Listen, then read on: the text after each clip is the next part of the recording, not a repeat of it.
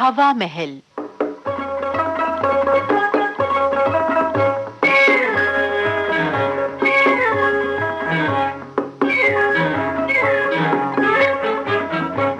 हवा महल में आज आपको सुनवा रहे हैं नाटिका षष्ठी पूर्ति।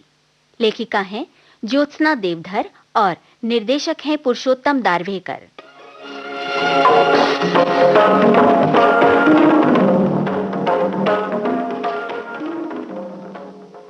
आ गई? हाँ। कहाँ गई थी? मंदिर।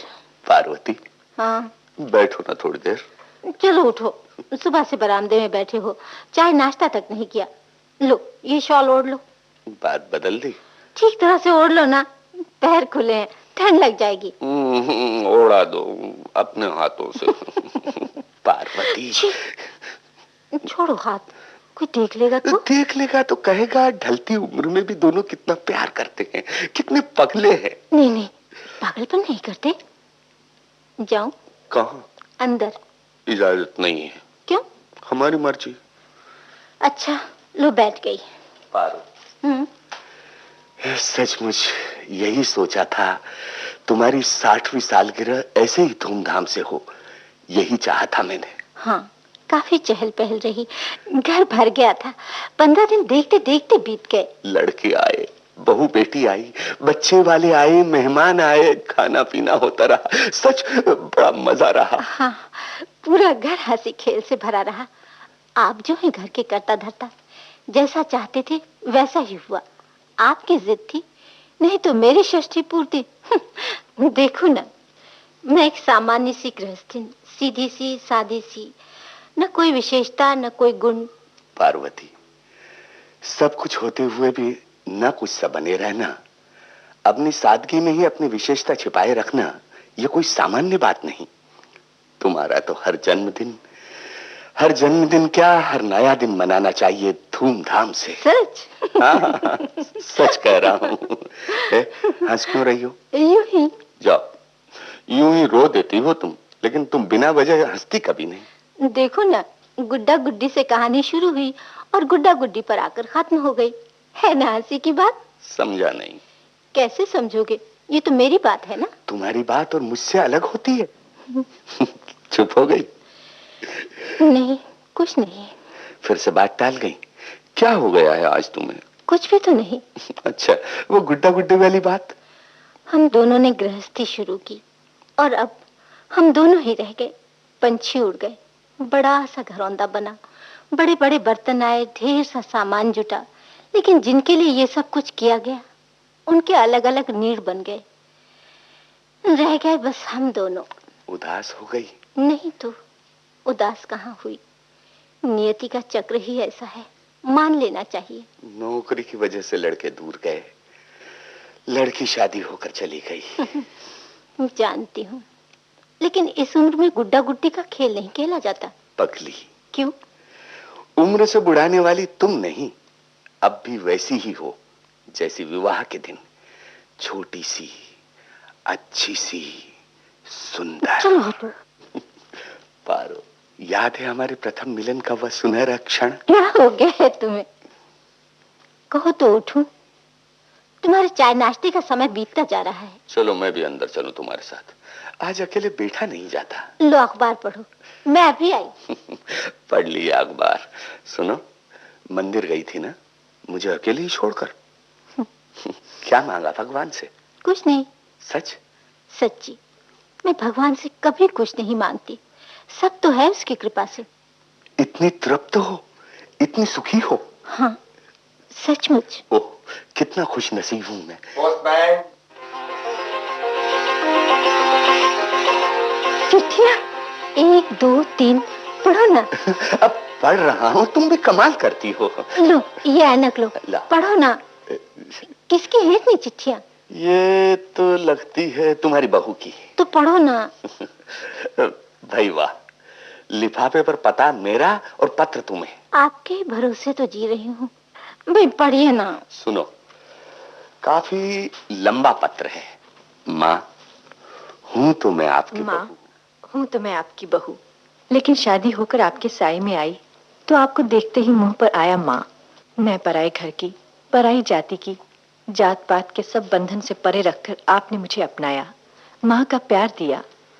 बचपन से ही जिस माँ को ढूंढ रही थी वो आपके रूप में ससुराल में मिली। आपकी षष्ठी पूर्ति के लिए हम सब उसी परम पवित्र छांव तले इकट्ठा हुए थे। आपका ममतापूर्ण हाथ जब मेरी पीठ को सहलाता रहा तब सचमुच सुख के कांटे उभर आए मेरे पूरे शरीर पर। गले में खुशी से स्वर अटक गया। आपने अपने आचार विचार उपचार व्रत देव धर्म कुलाचार सब मेरे लिए छोड़ दिए और मुझे हमेशा सम्मान दिया। आप पतिव्रता का आदर्श रूप हैं। पिताजी की छोटी सी बात भी आपके सर आंखों पर, लेकिन जब वे मुझ जैसी प्रजाति की लड़की को ब्याहने पर, अपने बेटे को घर से निकालने पर तुले, तब आपने शांत मन से अपने बेटे के साथ प्रस्थान की तैयारी की। झगड़ा नहीं, रोना धोना नहीं, बात का बतंगड़ नहीं। पिताजी मुझ पर काफी खफा थे, छोटी छोटी बात में बिगड़ जाते।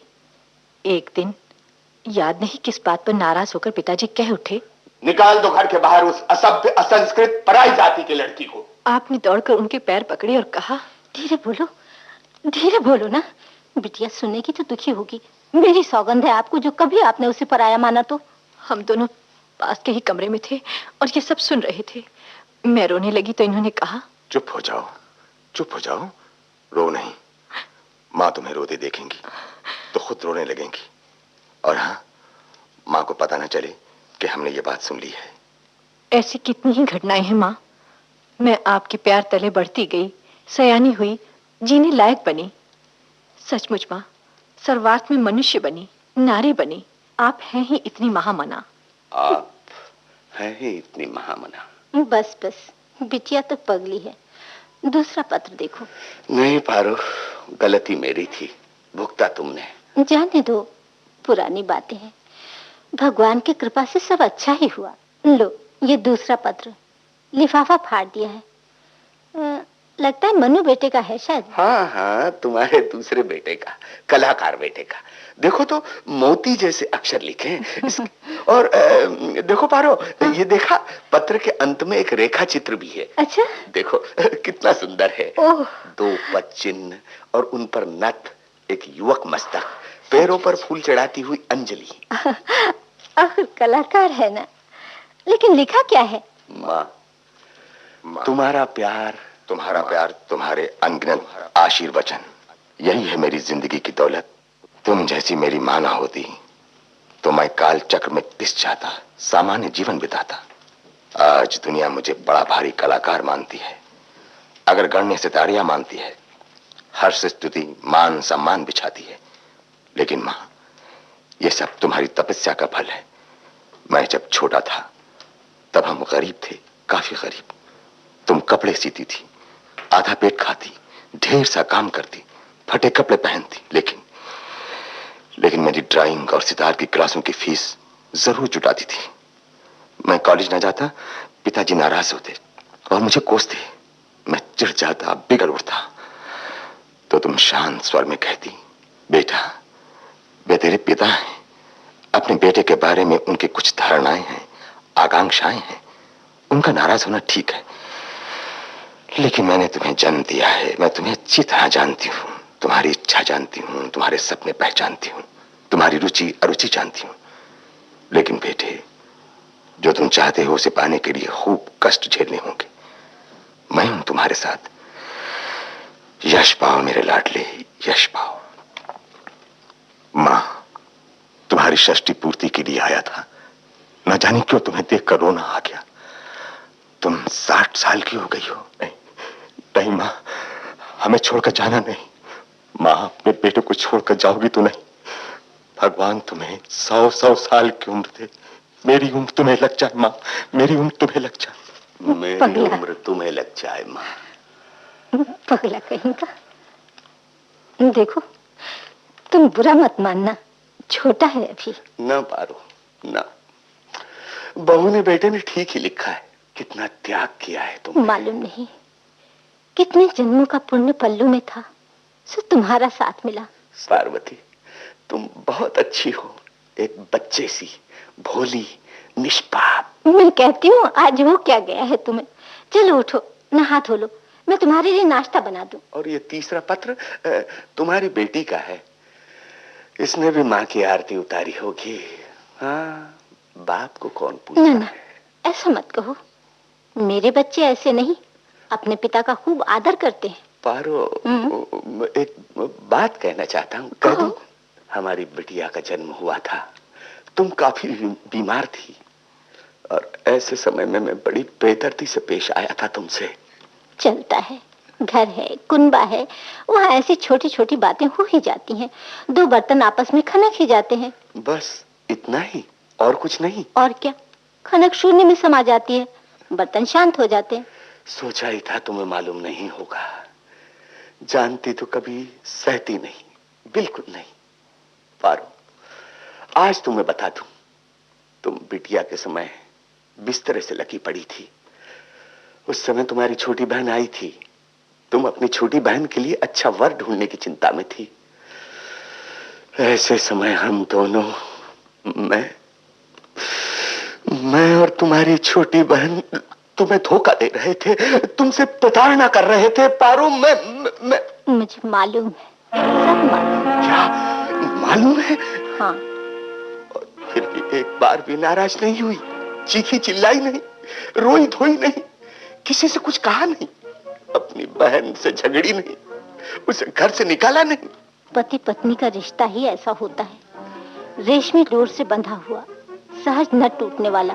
एक की गलती दूसरे की भी गलती होती है, आपस में संभाल लेना होता है। फूटे बर्तन सब बर्ताव गृह लक्ष्मी को शोभा नहीं देता। घर की सब सुख शांति नष्ट हो जाती है, बच्चे अनाथ से हो जाते हैं। लेकिन उस समय मुझे कुछ कह सुन लेती, कुछ दंड दे देती तो आज तक, इतने साल तक अपने पाप का बोझ उठाए न घूमता। पारो, सच कहता हूं, जब आंखों से नशा उतर गया तब पता चला कि कितना क्या हो गया है। और तभी से आज तक अपनी सलीब अपने कंधे पर ढोए दंड की प्रतीक्षा कर रहा हूं। मैंने तो तुम्हें दंड दिया था, कड़ा दंड दिया था, याद नहीं? कड़ा दंड? मुझे? हाँ। क्या कह रही हो? याद नहीं? करीब साल भर में व्रतस्थ थी। पारो, पार्वती। हाँ, मैं व्रतस्थ थी। पूरे 1 साल तक मैं तुम्हारी सब कुछ थी, लेकिन पत्नी न थी। पारो, मेरे पारो, मैं कुछ जान भी न सका, तुम्हारी कमी महसूस न कर सका। मैं मोहन था, पागल था, बुरा था। माफ करना मुझे पारो, पार्वती, मुझे माफ कर। अरे अरे, ये क्या कर रहे हो? मेरे पांव छूकर मुझे यूं नरक में न ढकेलो। देखो, यज्ञ होता है तो आहुति पड़ती ही है। जहाँ यज्ञ होता है वहाँ राक्षस भी आते हैं, लेकिन अंत में सब ठीक हो जाता है। स्त्री को आनंदमयी होना चाहिए, आनंददात्री होना चाहिए। समिधा बनकर जीने का सुख तुम क्या जानो। देख नहीं रहे आज कैसी रानी बनी बैठी हूँ। मेरा घर कैसा वैभव, तृप्ति, सुख, संतोष से भरा पूरा है। बताओ तो भला, षष्ठी पूर्ति सब किसी की होती है, और वो भी इतनी धूमधाम से। नहीं नहीं, मुझसे भाग्यवती और कोई न होगी। पारो, उठो ना, देखो धूप चढ़ रही है, चाय स्नान खाना सब होना है। आ रहे हो ना? आ रहा हूं पारो, आ रहा हूं पारो। तुम कहो मैं ना, तुम ही तो मेरी संजीवनी हो।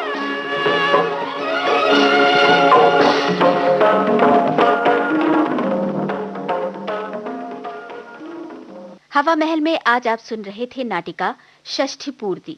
लेखिका थी ज्योत्सना देवधर और निर्देशक थे पुरुषोत्तम दारवेकर। ये नाटिका विविध भारती की प्रस्तुति थी। अब आज का हवा महल कार्यक्रम समाप्त होता है।